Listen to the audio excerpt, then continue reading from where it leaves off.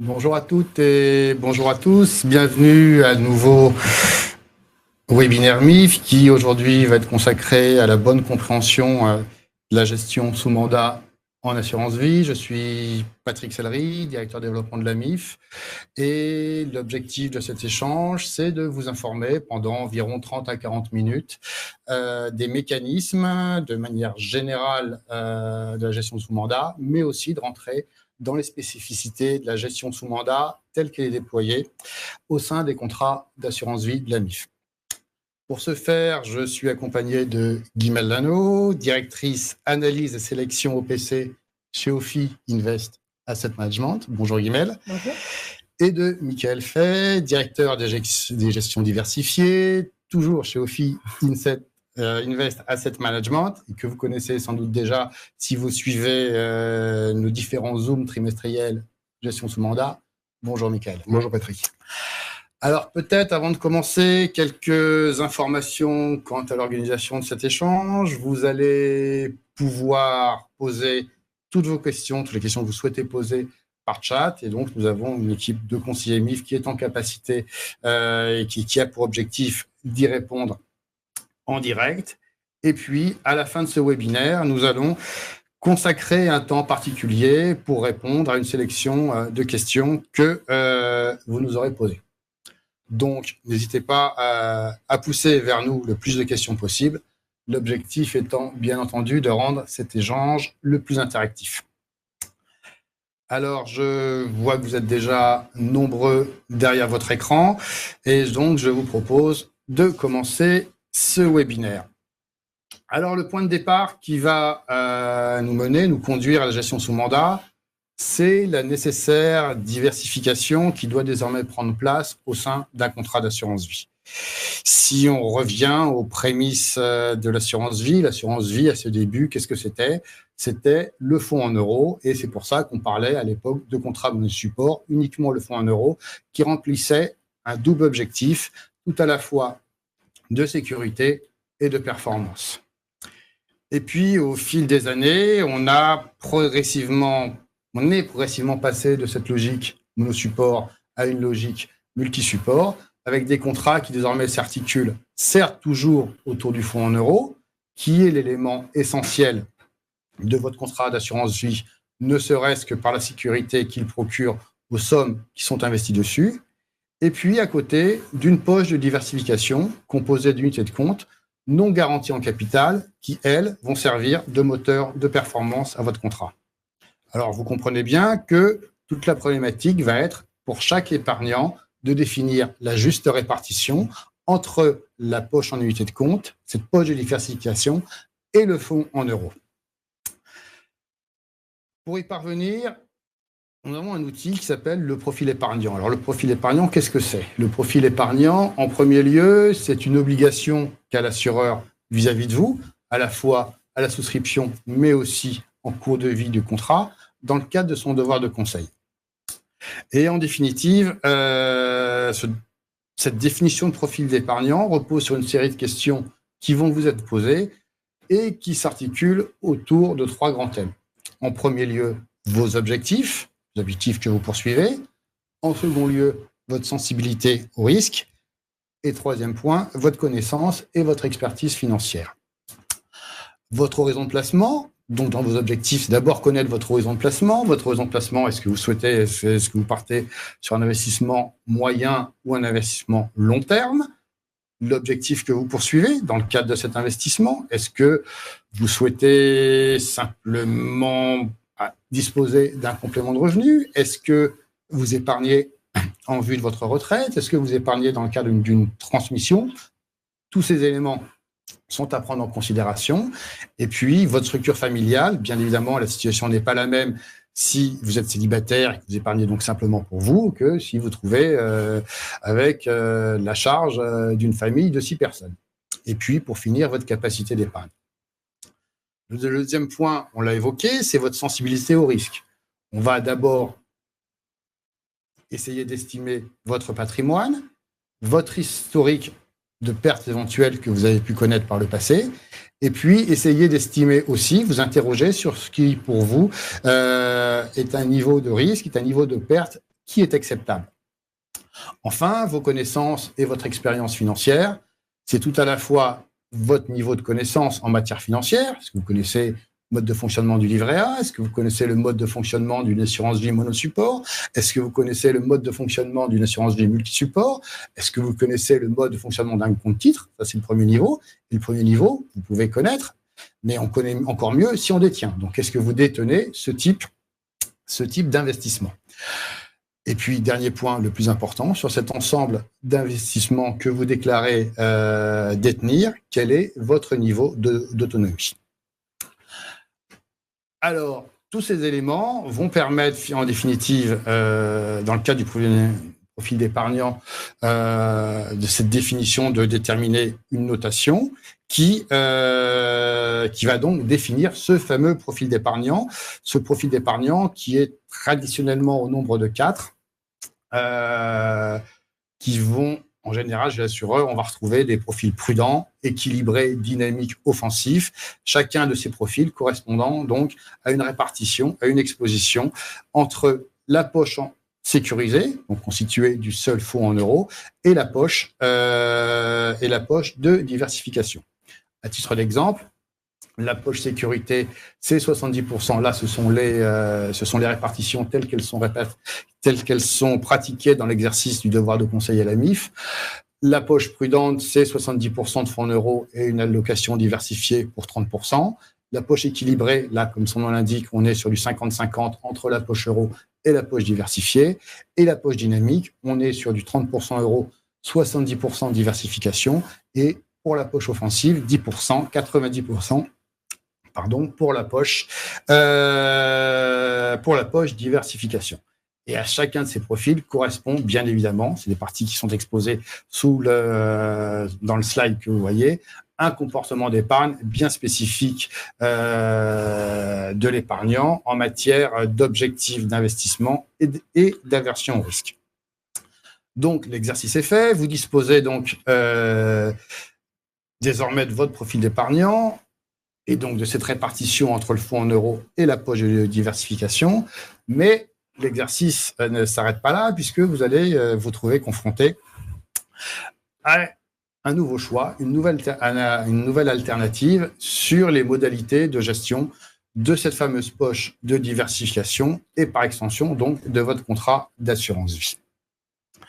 Vous allez avoir deux possibilités en définitive. Soit vous allez décider de gérer vous-même en toute autonomie votre contrat d'assurance vie. Donc, vous allez donc constituer votre poche de diversification en allant choisir dans l'ensemble des fonds qui sont proposés par votre assureur vie la liste des fonds, sélectionner les fonds que vous souhaitez voir figurer dans cette poche de diversification. Et puis, au fil du temps, en fonction du temps que vous avez, de vos connaissances, du ressenti que vous avez, effectuer des arbitrages au sein de cette poche de diversification, mais également entre le fonds en euros et cette poche de diversification. Donc là, clairement, c'est extrêmement simple, vous êtes totalement autonome. Et puis, il y a un deuxième comportement qui est souvent préconisé par les assureurs, parce qu'on se rend compte au fil du temps que la majeure partie des épargnants soit manque de temps, soit, et c'est pas leur faire injure, manque de connaissances, pas académiques, mais en temps réel sur l'activité financière, et ils vont donc faire le choix de déléguer entièrement la gestion de cette poche de diversification à des experts. Et déléguer, ça consiste tout à la fois la sélection des supports et la gestion de ces supports et donc les arbitrages effectués sur le contrat. Et c'est ce mécanisme, c'est ce choix qui est fait de délégation à des experts que l'on va dénommer la gestion sous mandat. Alors voilà, le décor est donc planté en ce qui concerne la gestion sous mandat. Et vous l'avez compris, pour la gestion sous mandat telle qu'elle est développée dans les contrats MIF, les experts qui ont été choisis, qui ont été sélectionnés par la MIF, sont nos partenaires DOFI, Inset Asset Management, ici présents. Alors, Michael, vous avez, vous, personnellement, la responsabilité de la gestion des poches en unité de compte des 4 profils de gestion sous mandat MIF, celle qu'on a évoquée tout à l'heure, prudent, équilibré, dynamique, offensif. Est-ce que vous pouvez d'abord, en quelques mots, nous présenter Ophi Invest Asset Management? Bien sûr. Alors, Ophi Invest Asset Management, c'est quoi? C'est la branche métier du groupe AMA, représentée par Massif, Abeille Assurance et Aesio. Après, en quelques chiffres, pour rentrer plus dans Ophi Asset Management, c'est on est donc l'expert métier de la gestion d'actifs liquides, donc les produits classiques, actions, obligations, convertibles et autres. On gère aujourd'hui plus de 182 milliards sous gestion chez Ophi Invest Asset Management. On est un groupe de plus de 400 collaborateurs, avec plus de 140 experts métiers sur le métier de la finance. Et on a historiquement un ADN de produits dédiés, donc de partenariats avec nos clients, puisque plus de 70% de nos encours sont sur des fonds ou des produits dédiés.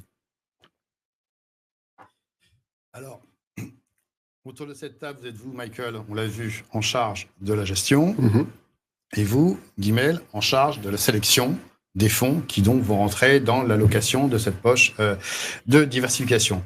Maintenant, Ophi, on peut peut-être s'attarder quelques instants dessus, c'est aussi un ensemble d'expertises encore plus vaste et qui, en définitive, vont bénéficier à l'épargnant dans le cadre de la gestion sous mandat.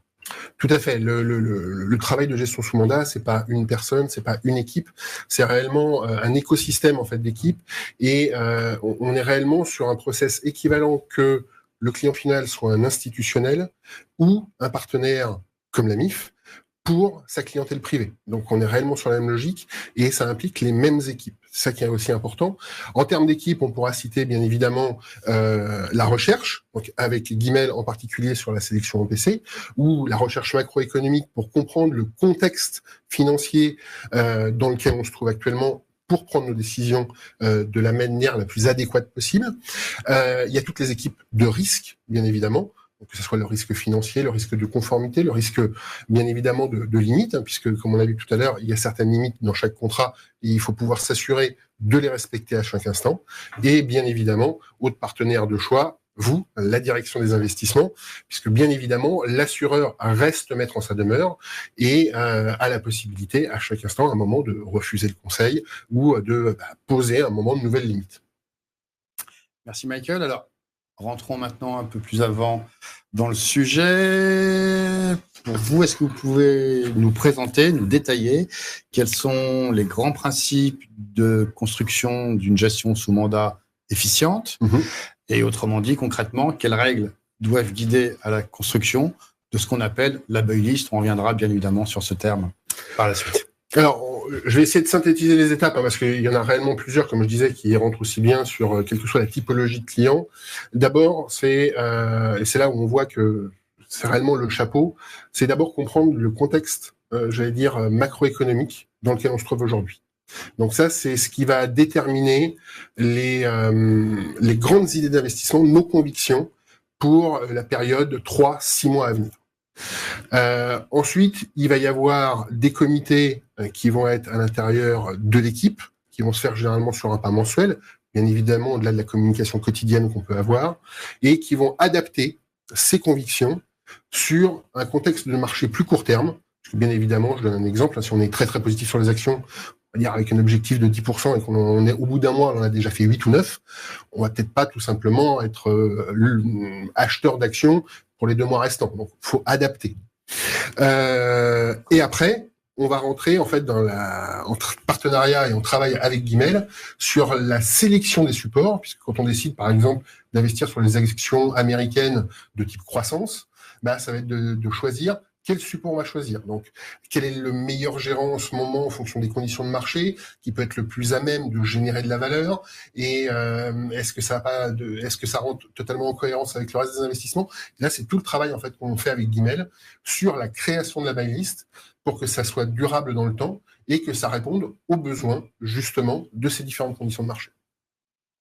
Alors là, vous venez de décrire des règles méthodologiques essentielles et qui vont s'appliquer pour toutes les gestions de ce mandat. Maintenant, si on se limite à ces règles, l'ensemble, la MIF et ses concurrents proposent en définitive exactement la même gestion sous mandat, et la différence se ferait simplement au titre de la rémunération du fonds en euros d'un contrat à l'autre. Du coup, il y a sans doute quand même des spécificités dans l'allocation MIF, et je vous propose qu'on s'attarde maintenant un peu sur le sujet et dans un premier temps sur la recherche de performance. Oui. Comme je disais tout à l'heure, plus de 70% de nos encours sont des encours dédiés, donc il y a eu bien évidemment tout un travail en amont pour définir les contours spécifiques du contrat MIF. Un des choix en fait qu'on a pu faire et qui se démarque assez de la concurrence, ça a été le poids des actions dans le profil prudent, qui est assez élevé comparativement à la concurrence chez la MIF. Ça s'explique pour deux principes principaux. Le premier, c'était l'objectif chapeau, qui est de générer de la performance au-delà du fonds en euros sur le long terme. Donc, bien évidemment, on va chercher la performance là où elle est. Historiquement et sur le long terme, c'est sur les actions. Alors, certes, c'est plus risqué. On reviendra très probablement tout à l'heure, en fait, sur certaines années. Néanmoins, c'est ce qui va aussi offrir le plus de capacité de rebond dans les années, en fait, qui suivent, en fait, une période un peu compliquée. D'où, en fait, l'utilité. Et pour être très franc, ça évite la double peine quand on a un profil prudent d'avoir beaucoup de fonds euros, beaucoup d'obligations et pas beaucoup, en fait, d'actions et donc pas beaucoup de potentiel de performance.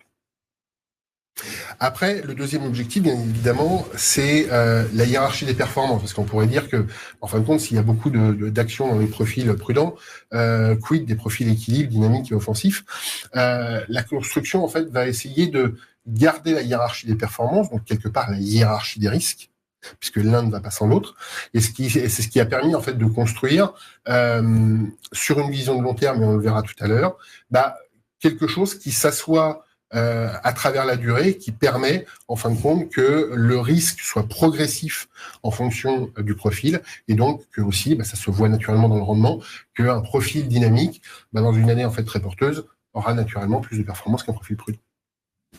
Et au dernier point, en fait, dernier objectif du contrat MIF, c'est la diversité des sociétés de gestion.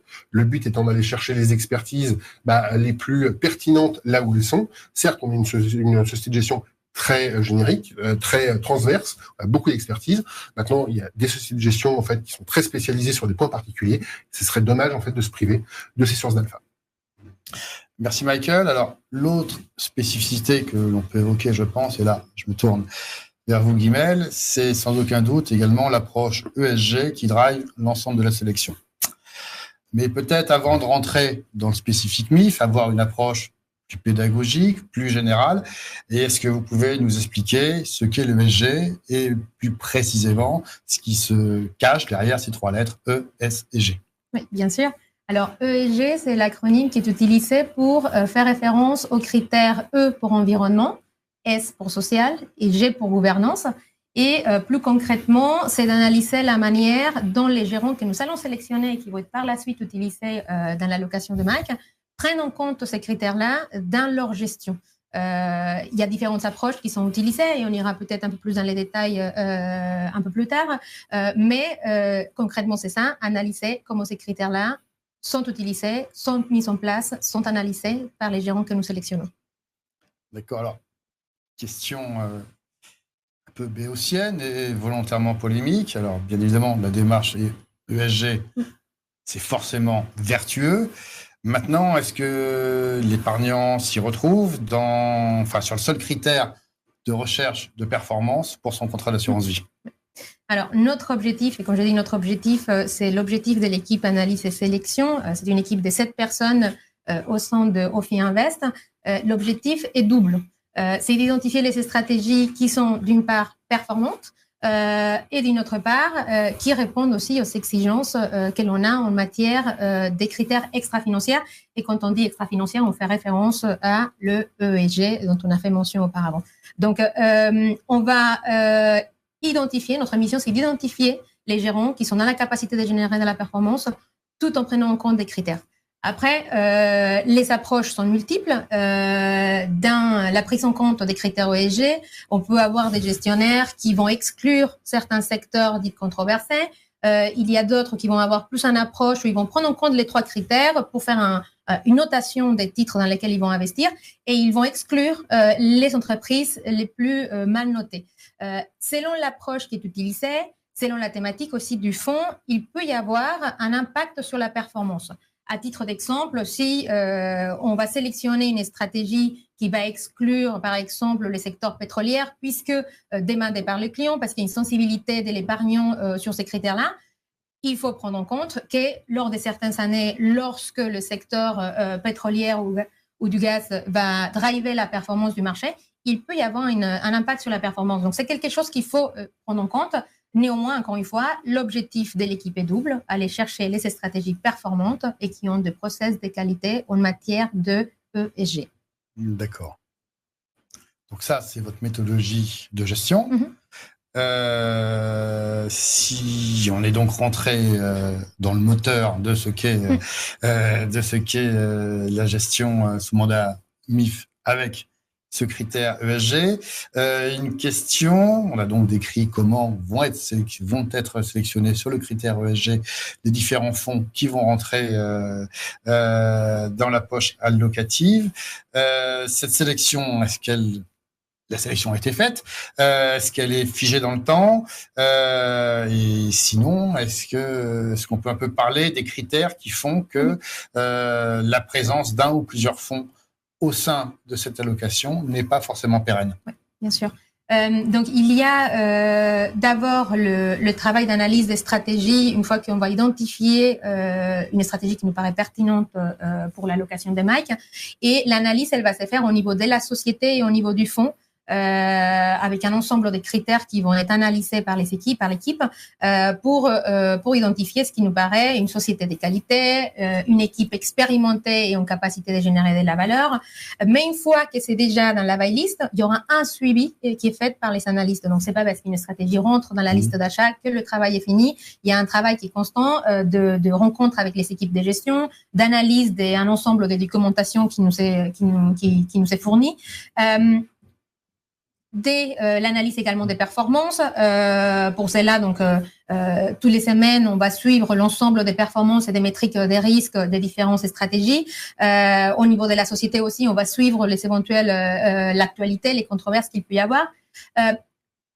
Notre objectif, c'est de garder le plus longtemps possible ces stratégies, puisque quand on a identifié une stratégie qui nous paraît de qualité, on souhaite la garder le plus longtemps possible. Mais dans la vie des sociétés, il y a des changements, il y a des évolutions. Il peut y avoir un changement dans la structure du capital de la société qui vient impacter les équipes. Il peut y avoir les départs du gérant qui gère les stratégies. Et à ce moment-là, on doit refaire une analyse pour voir si l'équipe qui va reprendre la gestion est en capacité de continuer à gérer de manière optimale. Il peut y avoir aussi la réglementation qui impacte certaines stratégies. Et sur ces points-là, notamment et plus récemment, il y a la réglementation Value for Money qui va. L'objectif, c'est qu'il n'y a pas des frais excessifs de gestion qui sont prélevés par les sociétés. Donc, tous ces critères-là font que il peut y avoir un impact dans les sous-jacents, dans les fonds qui font partie de la liste d'achat. Et à ce moment-là, si post-analyse, les résultats, c'est que ces fonds doivent quitter la liste d'achat, on a un vivier des fonds que l'on suit aussi. En général et en moyenne, par an, l'équipe effectue plus de 800 entretiens avec les gens et les sociétés. L'idée, c'est, on a notre liste, mais c'est d'identifier les potentiels candidats. Donc, lorsqu'on a des fonds qui sont amenés à être sortis de la liste, il peut y avoir aussi des questions de performance, des dégradations de performance long terme. Donc, à ce moment-là, on échange avec les équipes de Mike. On va venir lui proposer des stratégies qui nous paraissent être un bon candidat pour remplacer. Donc, elle n'est pas figée dans le temps. Il peut y avoir des changements qui s'opèrent, nous espérons le plus limité possible, mais il peut y avoir des changements. Que ce soit par veille, par conviction ou de manière réglementaire. Tout à fait. Donc, on voit bien ce processus de sélection et à son terme, cette fameuse buy list qu'on évoque depuis tout à l'heure est constituée et aujourd'hui, au sein de la gestion sous mandat MIF, elle compte 46 fonds. Est-ce que Guimel, vous pouvez nous indiquer, là, s'affiche en ce moment, donc ces 46 fonds suivants par leur répartition par classe d'actifs et par zone géographique. Est-ce que sur ces deux critères, classe d'actifs et zone géographique, vous pouvez nous indiquer ces spécificités? Oui, bien sûr. Là aussi, c'est un travail qui est en collaboration avec l'équipe de Mike, puisque le but, c'est que les choix des fonds que nous mettons à disposition puissent permettre à Mike de mettre en place la GSM, sa gestion en toute confort.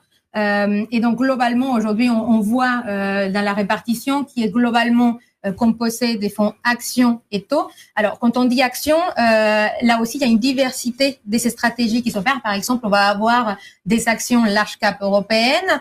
On va avoir aussi de l'exposition, des stratégies qui offrent une exposition aux petites capitalisations. On va avoir aussi de la diversification géographique, que ce soit actions européennes, émergentes, US.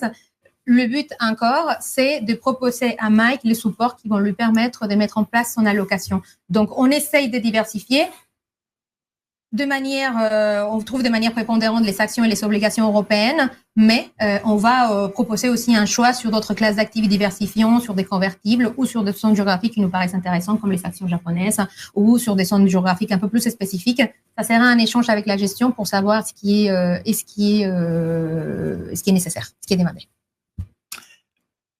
Merci Guimel. Donc Michael, je reviens vers vous puisqu'on va maintenant parler de gestion, de décision d'arbitrage. Du coup, on a donc cette fameuse Baylis, 46 fonds. Oui. Diversité en termes de classes d'actifs, diversité en matière de zones géographiques couvertes. Et du coup, je dois comprendre que les contrats MIF sont investis sur ces 46 fonds. Alors, j'apporterai une nuance, peuvent être investis sur ces 46 fonds. En fait, faut réellement prendre en fait cette liste de 46 fonds comme un vivier. C'est ce qui va nous servir en fonction de nos anticipations, en fonction de nos souhaits d'arbitrage, d'aller puiser ce qui nous semble le plus opportun pour la période à venir. Donc ça va dépendre un peu de tout le processus que je disais tout à l'heure, où on va arriver avec nos décisions d'allocation, par exemple sur les actions américaines, sur les obligations d'entreprises privées, qu'elles soient bien notées, mal notées, et on va pouvoir aller piocher dans cette buy list avec la confiance qu'il y aura eu tout un travail en amont fait par Guimel pour générer de l'alpha en fait sur la période à venir. D'accord. Donc, vous allez piocher dans cette buy list. Oui. On comprend bien. Et l'idée vraiment à retenir, c'est que cette fameuse buy list, cet anglicisme, c'est un vivier de fonds dans lequel on va piocher, qui vient nourrir la performance, qui est sollicité pour nourrir la performance de la gestion sous mandat. Mais du coup, vous gérez 4 profils de gestion. Oui. Vous gérez un profil prudent, un profil équilibré, un profil dynamique, un profil offensif. Du coup, quels vont être et quels sont vos principes d'allocation par profil? Alors, les principes d'allocation par profil, très rapidement en 3 étapes. La première étape que je citais tout à l'heure, c'est la détermination, au moins sur un pas trimestriel, sur les grandes convictions pour la période à venir. Donc ça, c'est ce qui va en fait nous faire décider. On décide de mettre plus de poids, plus d'exposition sur les actions américaines, ou moins de poids sur les actions américaines et plus sur les actions européennes. Pareil sur la partie obligataire. Et qui nous semble correspondre au contexte macroéconomique et financier du moment pour la période à venir. La deuxième, c'est les décisions d'arbitrage. Je prenais l'exemple tout à l'heure, on estime qu'on est plutôt positif sur les actions. On voit qu'au bout d'un mois, on fait quasiment les 75% du chemin qu'on escomptait. On va peut-être réduire un tout petit peu, quitte à revenir plus tard, on va peut-être réduire un tout petit peu et prendre une position d'attente, que ce soit sur des fonds de portage, des fonds court terme, des fonds de performance absolue. Et la troisième, bien évidemment, et là on rentre dans la spécificité de chaque profil, entre le prudent, équilibre, dynamique et offensif, c'est qu'on ne va pas calibrer la décision d'investissement de la même manière. Je prends un exemple, mettre 5% d'actions supplémentaires sur un profil prudent, et versus un profil dynamique, alors qu'il y a 70% d'UC dans un profil dynamique et beaucoup moins dans un profil prudent, en fin de compte, on va pas prendre le même risque. Et donc, ça aussi, il faut bien le calibrer. Et en fin de compte, c'est ce qui va nous permettre de, une part, respecter, j'allais dire, la philosophie de risque entre un prudent et un offensif, et d'autre part, garantir la hiérarchie des performances dans le temps. D'accord. Et du coup, qu'est-ce qui va agir sur vos décisions d'arbitrage? Il y a de la conviction, de l'analyse. Il y a de la conviction, donc ça je le disais, c'est le comité trimestriel, de l'arbitrage, donc ça c'est réellement le suivi quotidien en fait des marchés. C'est vrai que généralement ça se fait sur un pas mensuel, mais vous avez offert la possibilité en fait aussi d'agir de manière, j'allais dire opportuniste pour réagir en conditions de marché. Alors, ça se passe pas non plus tous les 4 matins. Ça s'est passé la dernière fois en mars 2020, pendant la crise du Covid, où le marché avait perdu 40%. On a estimé que au bout de 40% de baisse, on est sur du risque systémique. C'est très rare quand les marchés vont plus bas. Ça pouvait aller le cas. Donc c'était à nous aussi de bien pondérer le poids des actions avant et de pas être au maximum des curseurs. Et ça nous a permis en fait de remettre du risque et de profiter du rebond. Puisque là aussi, dans la recherche de la performance, c'est toujours dans la capacité de pouvoir remettre du risque. Donc, savoir à un moment aussi de savoir prendre ses profits. Et c'est pour ça que quand les choses se passent bien, c'est aussi notre devoir, en fait, de savoir prendre les profits, même si on est sur de la gestion collective et pas sur de la gestion individualisée, afin de pouvoir remettre du risque et profiter des rebonds. Très bien. Donc, un autre arbitrage, il me semble-t-il, également important à expliquer, c'est le rééquilibrage mensuel qui a lieu entre la poche en unité de compte et la poche de diversification que vous gérez. On se rend compte en définitive que les gens qui sont en gestion sous mandat n'ont pas nécessairement conscience de son mécanisme et de son intérêt. Est-ce qu'on peut y consacrer quelques instants? Oui, c'est vrai que ça c'est aussi une des particularités en fait du contrat MIF que tout le monde ne suit pas. Le fait d'avoir ce rééquilibrage mensuel permet, j'allais dire, de mettre en application quelque chose qu'on utilise aussi dans la gestion de fonds et la gestion financière quotidiennement pour nos autres portefeuilles. C'est que quand la partie de diversification va très bien se comporter, comparativement au fonds euro, donc techniquement, le poids de la poche de diversification va augmenter par rapport à celle du fonds euro. Donc le fait de rebalancer tous les mois, quelque part, ça veut dire qu'on prend nos profits de manière automatique. C'est une sécurisation des profits. Puisqu'en fin de compte, on va couper ce qui a bien fonctionné et on va remettre le fonds en euros. À l'inverse, c'est ce qui va permettre, quand ça va un peu moins bien se comporter, sans forcément dans des grandes réallocations, mais quand ça va un peu moins bien se comporter, ça va être de dire, je vais prendre un peu du fonds euro et je vais remettre un peu de risque en portefeuille. Comme ça, si ça rebondit, je rebondirai d'autant plus vite. D'accord. Donc c'est le fameux adage de bon sens financier qui consiste à acheter au son du canon. Et vendre au son du clairon. Tout à fait. Sachant que malheureusement, nombre d'épargnants font malheureusement souvent l'inverse. Donc, on retient bien que dans le cadre de gestion sous mandat, si vous êtes prudent, donc avec cette allocation, à titre d'exemple, 70% fonds euros, 30% unité de compte, chaque mois, il y a un mécanisme d'arbitrage dans un centre ou dans un autre qui garantit que vous êtes toujours investi à 70% en fonds en euros et à 30% sur la poche diversification. Alors, on va maintenant s'intéresser aux performances de la gestion sous mandat MIF sur la période 2020-2023. Juste quelques explications sur le slide qui vous est actuellement projeté. Si on prend typiquement, pour bien comprendre, on va se focaliser sur le profil prudent en 2023. Le profil prudent au niveau contrat sert une performance de 5,79%. Et cette performance de 5,79%, elle est en définitive la résultante de la performance du fonds en euros MIF qui a servi un rendement de 3,05% et qui correspond à 70% d'investissement sur le contrat. Et puis de la performance issue de votre gestion de la poche prudente de diversification qui a servi plus 12,47%. Donc, les deux concaténés, entre le 3,05 à 70% et le 12,47 à 30%, on obtient au niveau global du contrat une performance de 5,79%.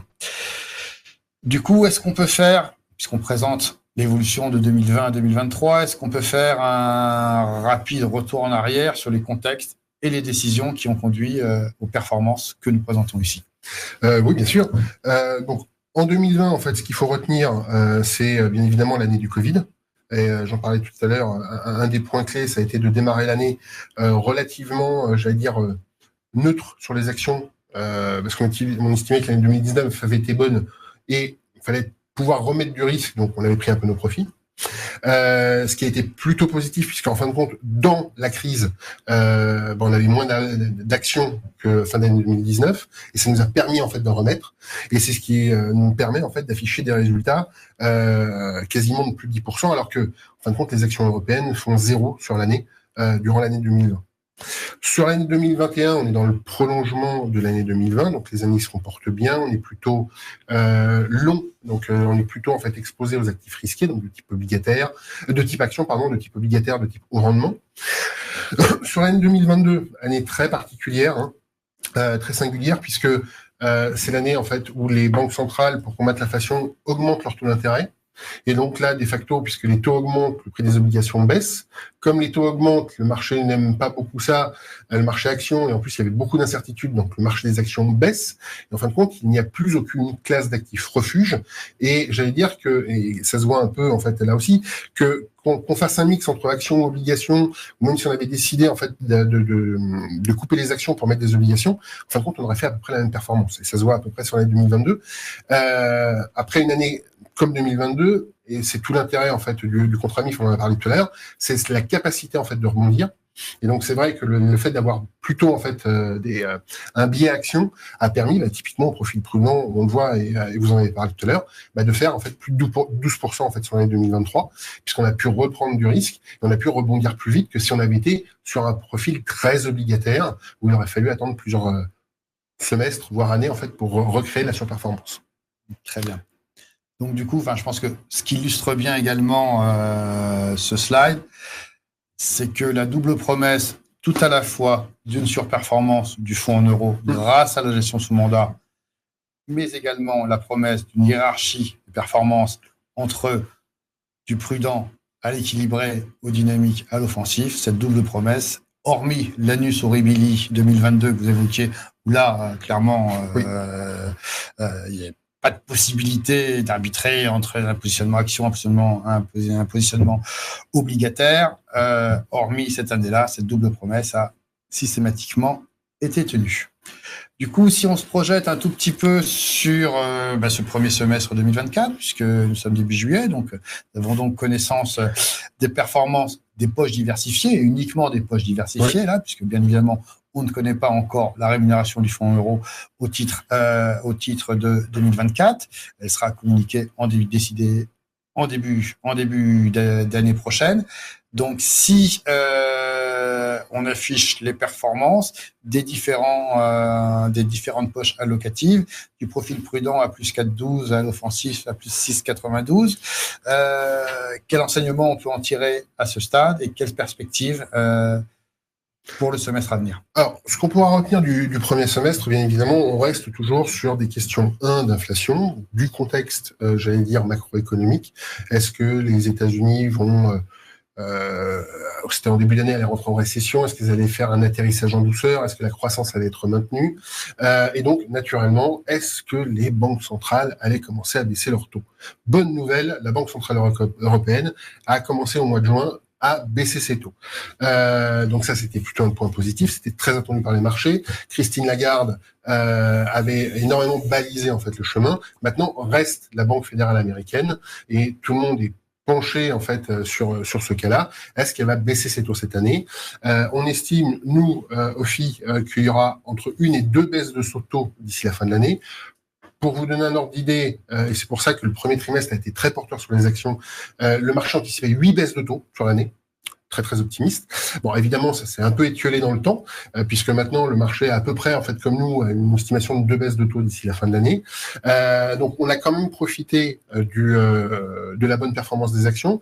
Attention néanmoins aux actions américaines. C'est vrai que quand on ouvre le journal, on regarde la télé, on regarde sur Internet, la performance du marché action américaine est assez consistante cette année, malgré ces incertitudes. Maintenant, il faut bien faire attention entre un S&P 500, c'est généralement assez regardé, ou un Dow Jones, et la même sans les 7 plus grosses valeurs technologiques qui composent l'indice, et qui sont les 7 plus grosses capitalisations, qui pèsent à une seule plus de 40% en fait de l'indice. Faut savoir que depuis le début de l'année, en fin de compte, on est plus autour de 8 sur les actions américaines, donc très en corrélation avec les actions européennes, plutôt que des 13 affichés facialement en fait sur l'indice. Et aucun fonds, ça Guillemette pourra, je pense, le confirmer, aucun fonds peut se permettre d'avoir 40% en fait de son exposition répartie sur seulement 7 valeurs, qui d'ailleurs dont certaines ne respectent pas spécialement en fait tous les critères environnementaux, sociétaux ou de gouvernance. Donc c'est pour ça qu'il y a voilà, les performances sont très bonnes, très correctes dans les fonds sélectionnés. Attention néanmoins à la grille de lecture en fait sur les actions américaines. Tout n'est pas si rose que ça. En fin de compte, il n'y a pas tellement de grande différence entre les actions de la zone euro et les actions américaines. Merci Michael. Il est temps, je pense, en conclusion, de se livrer à un rapide exercice de synthèse. Donc, que retenir de la gestion sous mandat ? La gestion sous mandat, le principe, il est simple, vous l'avez compris. Vous déléguez entièrement la gestion de la poche allocative à des experts. Pour ce faire, vous bénéficiez donc de plus d'efficacité dans les supports d'investissement du contrat. J'espère que vous l'avez compris, notamment au vu de la présentation de Guimel. Vous bénéficiez d'une expertise et de l'ensemble du cadre d'expertise de la société de gestion, en l'occurrence pour la MIF, OFI, pour suivre votre épargne en permanence. Et puis, les décisions d'arbitrage qui sont prises sont des décisions qui s'appuient sur des outils performants et une analyse professionnelle. Ça, c'est la gestion sous mandat en règle générale. Si on s'attache maintenant à la gestion sous mandat MIF, les avantages de cette gestion sous mandat, c'est un large univers d'investissement. On l'a vu, 46 fonds diversifiés tant en classe d'actifs qu'en zone géographique. Une gestion calibrée selon votre appétence au risque, des profils prudents, équilibrés, dynamiques, offensifs, avec un respect de cette allocation. L'accès à des investissements socialement responsables, les fameux critères ESG que l'on a évoqués.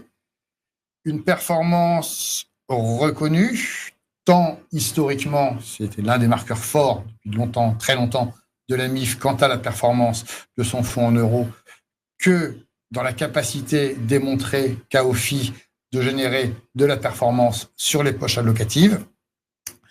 Et puis, c'est aussi un accès à faible coût, puisqu'il faut bien évoquer ce sujet. La gestion sous mandat MIF, c'est 0 € de droit d'entrée, 0 € de frais sur versement, 0 € de frais d'arbitrage, et puis la poche allocative a des frais de gestion de 0,80 contre 0,60 en gestion libre.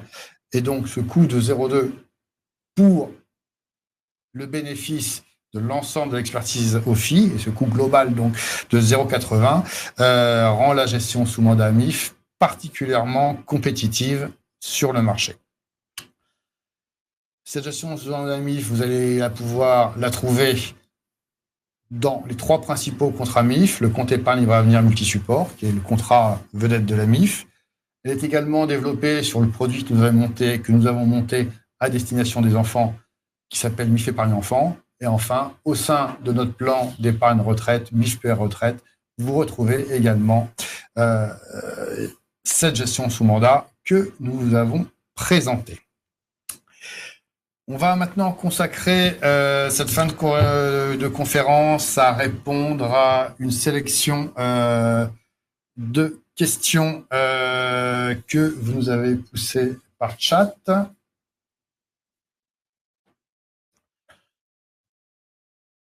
Alors, peut-on changer en cours de mandat, une question que nous pose Philippe, peut-on changer en cours de mandat le type de risque, exemple de dynamique à prudent? Bien évidemment. Un contrat d'assurance vie, en règle générale, c'est un investissement de long terme. Et bien évidemment, sur un long terme, il peut se produire une multitude d'événements de vie qui font que votre aversion au risque tel que vous l'avez défini, votre profil d'épargnant tel que vous l'avez défini à la souscription n'est plus valable. Et donc, vous pouvez bien évidemment passer d'un profil prudent à dynamique, titre d'exemple, ou alors rétrograder en revenant d'un profil dynamique à prudent en fonction de l'évolution de votre aversion au risque. Est-ce qu'il y a des ETF dans la gestion sous mandat MIF? Ça, c'est une question. Non, tu prends? Pour guillemets, pour Michael. Il n'y en a pas. Pour plusieurs raisons, c'est-à-dire que on est sur une optique de long terme. Le but est d'aller chercher en fait de la valeur en fait là aussi sur du long terme. Bien évidemment, sur certaines périodes, certaines années, un ETF pourra générer peut-être plus de valeur en fait qu'une gestion active. Maintenant, sur le long terme, généralement, les paris ont largement en fait le temps de profiter aux différentes gestions sous mandat. Nouvelle question du revoir. Est-il opportun de prendre des risques en ce moment avec les conflits internationaux actuels? Donc, question d'actualité. Michael, c'est pour vous. Alors, bien évidemment, dans le processus dont je parlais tout à l'heure, on a un scénario central, plus des scénarios alternatifs qui sont dits des scénarios de risque. Bien évidemment, les conflits, géopolitiques, donc les risques exogènes, puisqu'il y a aussi... On a vu encore, ne serait-ce que Taïwan, c'est un peu tendu encore en ce moment. On est obligé de les prendre en compte. Donc, bien évidemment, c'est pas parce que dans notre scénario central, on est plutôt positif sur les actions, positif sur les taux d'intérêt, qu'on va mettre beaucoup d'actions, beaucoup de taux d'intérêt. On va bien évidemment, dans notre sélection, faire attention au scénario de risque et, entre guillemets, en fait, ajuster les positions et bien évidemment s'en éteindre.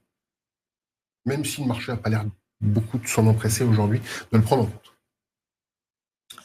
Alors, désormais, une question de Francis. Bonjour, en profil équilibré, en cas de retournement de contexte brutal, avez-vous le réflexe de protéger le capital du client, c'est-à-dire arbitrer sur support en euros suffisamment vite, sans se contenter d'expliquer au client que cet événement était imprévisible et suivre un comportement moutonnier? Voilà, laisse Francis. Je pense que cette réponse également pour vous, Michael. Alors, il y a deux facteurs. Un, on gère, comme je le disais, en fait, sur une base de gestion collective et pas individualisée. Donc, bien évidemment, on prend en compte, on peut pas prendre en compte chaque chemin parcouru. C'est vrai qu'il y a certains sociétaires qui vont avoir une plus grosse, coussin d'amortissement en fait que d'autres. Donc, on garde ça à l'esprit. Notre but, c'est d'essayer, quand il y a, comme je disais tout à l'heure, et comme on le disait, ne serait-ce que par le mécanisme du fonds euro, quand il y a des profits, c'est d'essayer d'en sécuriser une partie. Ça, c'est déjà le point. Maintenant, le fait de prévoir l'imprévisible, comme c'est dit dans la question, tout d'un coup, une baisse drastique. Si c'est une baisse drastique, quasiment instantanée, comme ça a pu se produire dans le Covid, c'est que généralement, c'était imprévisible. Donc, très difficilement anticipable. Donc, ce qui n'est pas anticipable, on peut difficilement le prendre en compte dans nos allocations. Par contre, à nous de se dire, et typiquement dans le cas de, par exemple, du conflit et les risques géopolitiques, de se dire, ça peut arriver. Donc, exactement comme en 2020 ou autres années, j'essaie de pas pousser les curseurs à fond pour être en capacité, si ça devait se produire, de pouvoir remettre du risque. Parce que on peut difficilement anticiper ce qui n'est pas anticipable. Par contre, dans ces conditions-là, ça crée une opportunité. Il faut pouvoir en fait investir et d'être dans la capacité d'investir. Donc voilà en fait la différence entre ce qui est anticipable, je peux le gérer, je baisse les expositions, je prends les profits, et ce n'est pas anticipable, mais ça peut arriver, je dois le garder en tête pour être en mesure de. D'accord, alors un peu qui renvoie à la dernière question, mais l'avant-dernière question qui nous a été posée, quelle visibilité pour le rendement à travers une faible visibilité sur le front économique et l'inflation toujours aussi élevée en Europe et aux États-Unis pour l'assurance vie?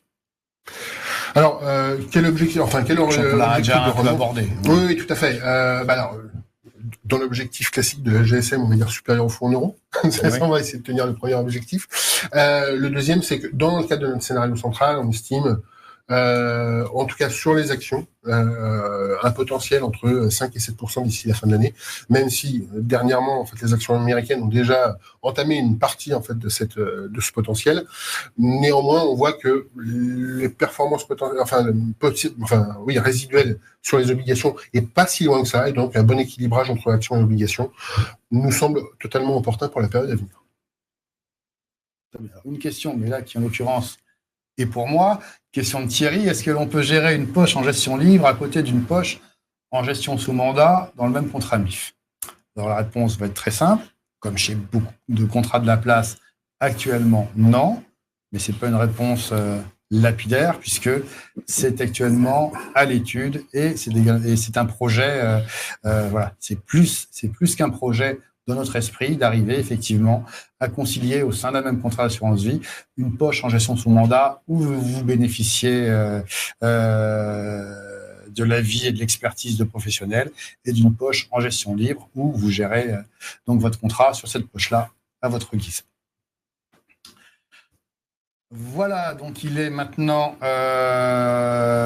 12h50, nous sommes ensemble depuis 50 minutes, alors on a un peu dépassé le temps que nous étions donné, mais donc on s'est laissé emporter par la richesse du sujet, donc il est temps pour nous de clôturer cette web conférence. Je tiens bien évidemment à vous remercier pour votre participation, merci également à vous, Guimel, merci Michael de nous avoir accompagnés et éclairés. On n'a malheureusement pas pu répondre, je voyais au fur et à mesure énormément de questions posées. On n'a sans doute pas pu répondre à l'ensemble des questions, mais n'ayez crainte, si nous n'avons pas pu le faire en direct, nous le ferons de toutes les façons et nous apporterons les réponses à l'ensemble des questions que vous nous avez posées. Si vous souhaitez davantage d'informations sur la gestion sous mandat, vous avez la possibilité de joindre nos conseillers qui sont à votre disposition, soit par téléphone, le numéro qui s'affiche à l'instant, soit depuis notre site mifassure.com. Je vous précise également que cette webconférence va, dans les prochaines heures, également être disponible en replay. Donc, si vous voulez revenir sur certains sujets ou la diffuser autour de vous, ça sera tout à fait possible, sachant qu'elle sera notamment accessible depuis la chaîne YouTube de la MIF. Enfin, pour finir, un petit clin d'œil commercial en attirant votre attention sur notre offre de bienvenue qui vous permet d'accéder à la gestion sous mandat MIF, telle qu'elle est indiquée à l'instant à l'écran qui vous est projetée, cette offre courant jusqu'au 31 juillet 2024. Voilà, un grand merci pour votre participation. Nous vous souhaitons, si ce n'est déjà fait, un excellent appétit, une très bonne après-midi. Et donc, au revoir Guimel et au revoir Michael. Au revoir Patrick, merci.